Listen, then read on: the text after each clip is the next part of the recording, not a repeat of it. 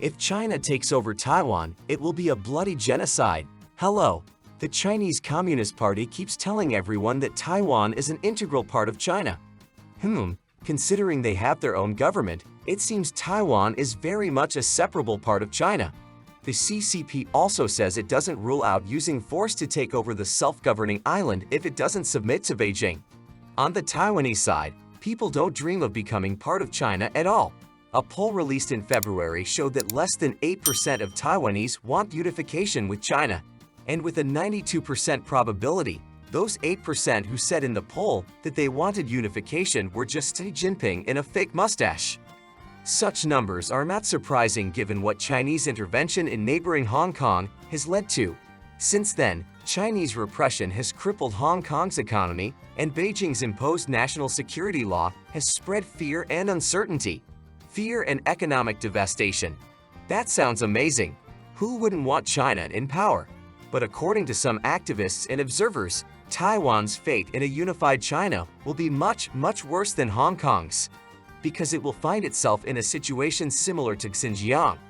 Xinjiang is a region in western China populated by predominantly Muslim ethnic groups, the largest of which are the Uyghurs. In recent years, Chinese authorities have cracked down harshly on these local groups.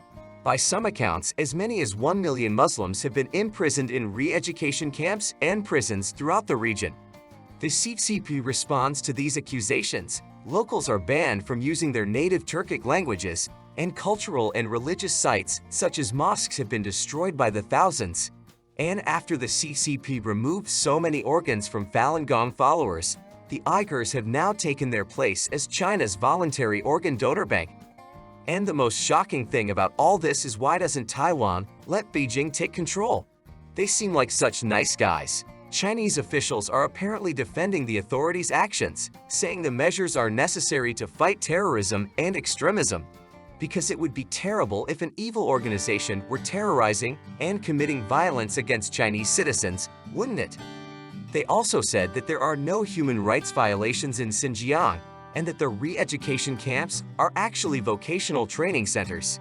Yeah, sure, they just send people to schools with perfectly normal school things like fences, barbed wire, and towers.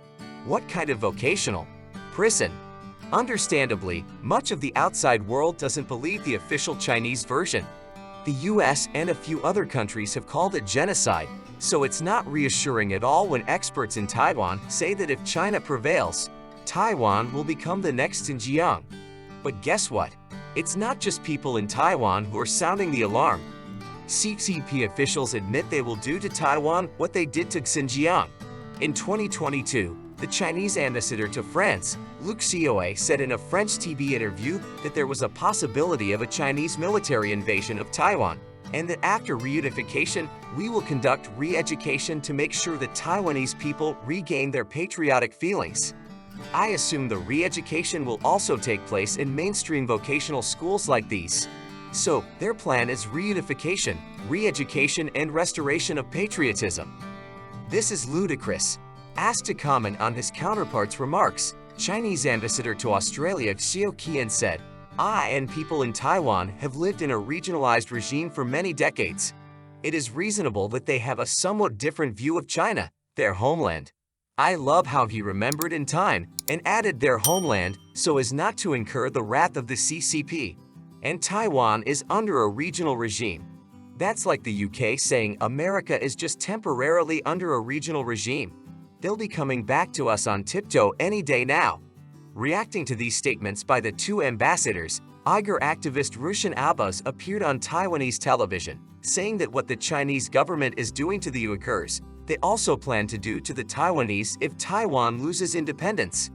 In January, Taiwan news columnist Courtney Donovan Smith said that the Taiwanese love freedom too much and have a large enough territory to lead resistance, and they cannot be controlled without extreme measures. Freedom-loving. Refusing to be controlled by using knowledge of vast terrain to wage war? No wonder Americans sympathize so strongly with Taiwan. So what extreme measures under the Xinjiang model await Taiwan in the event of its annexation by China? While we don't know for sure, since the Chinese government does not publish such plans in its TikTok, we will have to wait and see. Analyzing Chinese measures in Xinjiang, may give us an idea of what the re-education of Taiwan and the Taiwanese will look like. Immediately after annexation, Taiwan will lose obvious symbols of sovereignty, such as the national anthem and army, as organized armed Taiwanese soldiers will be able to resist Chinese occupation. But don't worry, they will be able to keep as many copies of Xi Jinping's thoughts as they want. Don't say China hasn't given you anything. Besides, Taiwan is a melting pot of different people speaking a multitude of languages and dialects, just like Xinjiang. And just like Xinjiang, the Chinese authorities will impose bans and restrictions on the use of these languages, especially in public places. References and symbols related to Taiwan's modern history will also be removed in public places. The Chinese Communist Party has never ruled Taiwan, despite its claims. Instead, Taiwan's modern history has been defined by three periods that the CCP endorse. In the first half of the 20th century, Taiwan was part of the Japanese Empire. Now China fought a bloody war against the Japanese in World War II, and the cornerstone of TP propaganda is to foment anti-Japanese sentiment. After the defeat of the Japanese in World War II, control of Taiwan passed to the Kuomintang, which established a one-party authoritarian rule that lasted throughout the Cold War. And that's when China ruled Taiwan. No again, no. The Kuomintang was the nemesis of the CCP during the Chinese Civil War when they fought for control of the country. After the retreat of the Kuomintang to Taiwan, the two parties remained bitter enemies for decades. The oppressive rule of the Kuomintang ended with the democratization of Taiwan in the 1980s and 1990s. And that's when China ruled Taiwan, right? Again, no. Democratization brought to power the Democratic Progressive Party, DPP, which, to the CCP's hatred, opposes unification with China. CCP officials had even called DPP members liars, criminal ringleaders, and warmongers. Therefore, just as cultural and historical monuments such as mosques have been destroyed by the thousands in Xinjiang, we can assume that relics of the Japanese colonial era in Taiwan, monuments from the days of the Kuomintang, and memorials commemorating the Taiwanese people's struggle for freedom and democracy will sooner or later be swept away in Taiwan by the CCP and replaced with statues of their glorious, mellifluous new leader. In addition to the way Chinese authorities sent Uyghur intellectuals and religious figures to re-education camps for crimes such as praying or wearing beards, the CCP may also be forced to re-educate anyone who had anything to do with the Beijing-hating DPP. If that includes everyone who ever voted for the DPP in an election, millions of Taiwanese will end up on their first day of school in a vocational training center where the profession is imprisonment. Let's hope that the Xinjiang model remains theoretical and that 8% will never get what they want. Thanks for watching this video. Don't forget to give it a like and subscribe to the channel.